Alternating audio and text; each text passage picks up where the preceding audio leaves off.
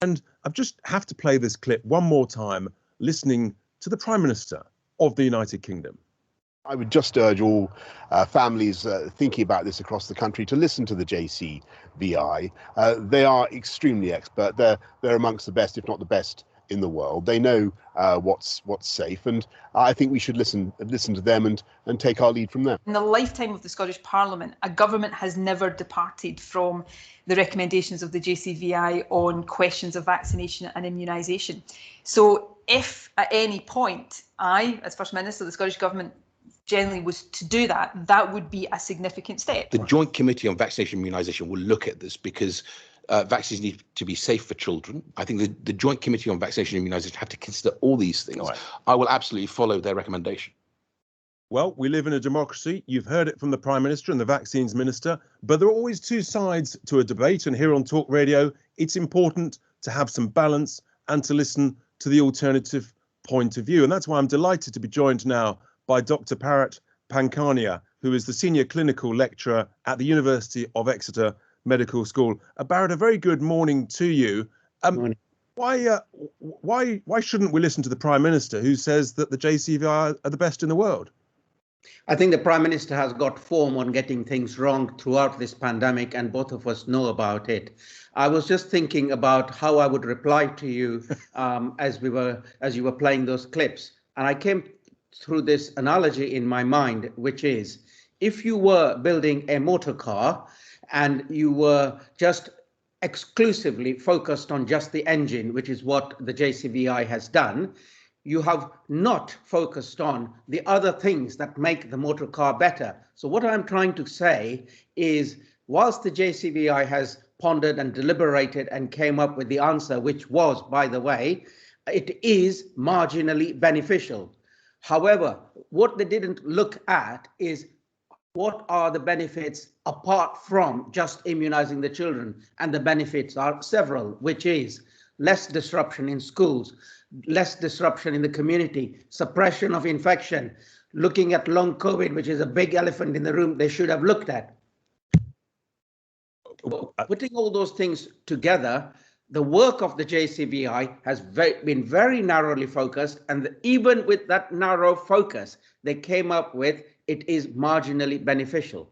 Bharat, I think it's a really interesting analogy you used there about the motor car. But of course, the engine is the most important part of the motor car. Without the engine, the car's not going anywhere. And I think we had the MP Miriam Cates on just before the bottom of the hour. And her point of view, which actually is reiterated in the JCVI advice, is that, in a sense, why make a decision now? Why not wait for much more data to come through? Because equally, yes, the JCVI said that there's marginally greater benefits about the potential known harms, but their real concern, I think, is the magnitude of the potential harms that we don't yet know about, and therefore surely we should wait. So why rush it, Bharat? We must lance this boil about harm. I need to say it because I know time is short, that there is greater harm from getting an actual COVID infection compared to theoretical harm from immunizing. We must get that absolutely clear. The vaccines are safe. Our own MHRA have passed them as safe. The United States, Canada, European Union are all immunizing the children, and they are not banana republics. They have got eminent scientists. Now, on the car analogy, you can make a F111 plus engine, but if your gearbox and your axles and your other things are not working, it's not going. Therefore, to take that, prevention is better. When you have a child, when you have any child who is ill and ends up in a GP practice or a hospital or needing support, that is very, very expensive to the healthcare system. Furthermore, the vaccine protects, it prevents. Why shouldn't you do it as soon as possible? Well, okay, so hear me out here, because I hope you'll accept that obviously, as I've said earlier, there are millions of parents who do want to vaccinate their 12 to 15-year-old, but equally, Bharat, there are millions of people for whom it's an incredibly emotive issue who don't want to. What about the middle way, where you make it legal if those parents who do want to vaccinate their 12 to 15-year-olds, they legally can do so of healthy children, but you don't make it a recommendation, and therefore essentially you get the best of both worlds, and therefore you start to heal the process, not create more division. That's what I'm really concerned about. Easy, Richard, absolutely easy. I have been in this business for 30 years of immunizing, and I have never coerced a parent to take the vaccine. I've been through the MMR, the issues. So what would I do? Inform, advise, educate, take parents with me if they wish to come along with me. I would never force, and I'm never in the business of forcing.